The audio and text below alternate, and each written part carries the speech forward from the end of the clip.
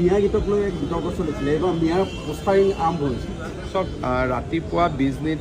চিৰাং জিলাত এনেকুৱা ঘটনাৰ আমি খবৰ পাইছোঁ পুলিচে ব্যৱস্থা ল'ব অনলাইন ফ্ৰড বহুত বাঢ়িছে ষ্টক মাৰ্কেটত বিনিয়োগৰ নামত যিসকলে টকা পইচা লৈছে মই সাধাৰণ ৰাইজক জনাব খোজোঁ যে এনেকুৱা কোনো ব্যৱস্থা নাই আৰু নটাৰী পাব্লিক কৰি যি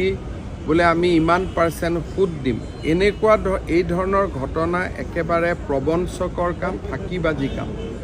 যিসকলে ধন বিনিয়োগ কৰিছে তেওঁলোকে নতুনকৈ বিনিয়োগ কৰা বন্ধ কৰিব লাগে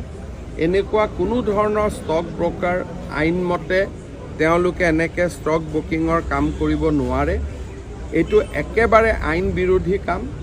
আজি পুলিচে একশ্যন লৈছে অহা কেইবাটাও দিনত আৰু একশ্যন ল'ব মই ৰাইজক এটাই অনুৰোধ কৰিম যে ষ্টক মাৰ্কেটত কোনোবাই সোমাব খুজিলে তাত ডিমেট একাউণ্ট খুলিব লাগে তাত এটা পূৰ্ণ ব্যৱস্থা আছে এনেকৈ ব্ৰকাৰৰ থ্ৰুদি ষ্টক মাৰ্কেটত যোৱাৰ কোনো ৰাস্তা নাথাকে এই গোটেই ব্যৱস্থাটো এটা ফ্ৰড আৰু এটা প্ৰবঞ্চনা ইয়াৰ পৰা সাধাৰণ ৰাইজ আঁতৰি থাকিব লাগে নহ'লে এনেই বহুত টকা ৰাইজৰ ওলাই যাব অসমৰ বাহিৰৰ বা ভাৰতবৰ্ষৰ বাহিৰৰ বহু চব এপ এই গোটেই এপবিলাকৰ পৰা আমি দূৰত থাকিব লাগে আৰু এই এপবিলাকৰ লগত যদি আমি পৰোঁ